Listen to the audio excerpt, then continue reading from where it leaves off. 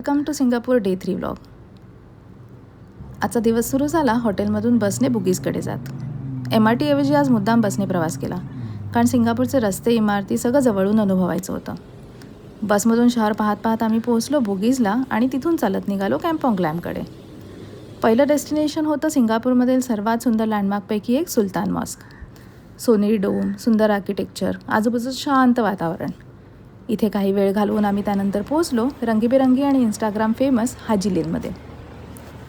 लहान लहान cafes, unique boutiques, सुंदर स्ट्रीट आणि प्रत्येक गल्लीत काहीतरी वेगळं पाहायला मिळत होतं।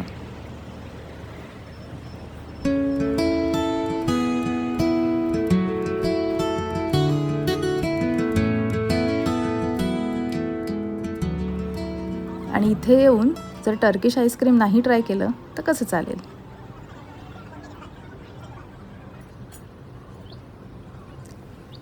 आणि त्या आईस्क्रीमपेक्षा ना त्याचा फन सर्विंग स्टाईलच मजेशीर असतो।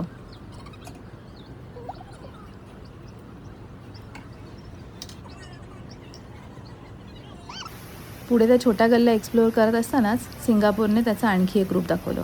अचानक पाऊस सुरू झाला, पण सिंगापूरमध्ये पाऊस म्हणजे ट्रिप स्पॉईल नाही, उलट त्या रंगीबेरंगी स्ट्रीट्स अजूनच सुंदर दिसायला लागल्या। दुपारनंतर आम्ही निघालो गार्डन्स बाय द बेकडे। काल थोडंसंच एक्सप्लोअर करता आलं होतं, पण आजचा मुख्य उद्देश होता तिथला famous light and music show पाहणं। हा शो सुपर ट्री ग्रोव्हमध्ये दररोज संध्याकाळी 7:45 आणि 8:45ला होतो, आणि सगळ्यात इम्पॉर्टंट म्हणजे हा पूर्णपणे फ्री आहे।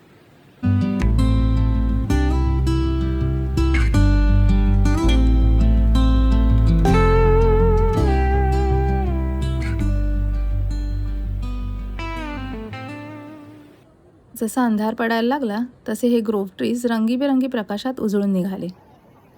म्युझिक, लाईट्स आणि त्या विशाल सुपर ट्रीज, हा अनुभव शब्दात सांगणं खरंच कठीण आहे। सिंगापूरला आलात तर हा शो नक्की पहा।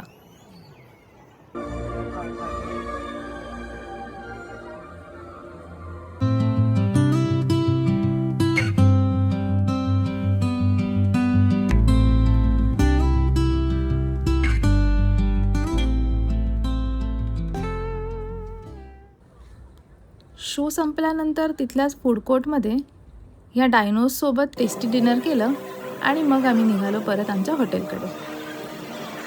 अशा सुंदर आठवणींसोबत आमचा सिंगापूरचा डे 3 संपला। डे 4मध्ये अजून एक भन्नाट ॲडव्हेंचर तुमची वाट पाहत आहे। व्हिडिओ आवडला असेल तर like, share, subscribe. See you, bye bye.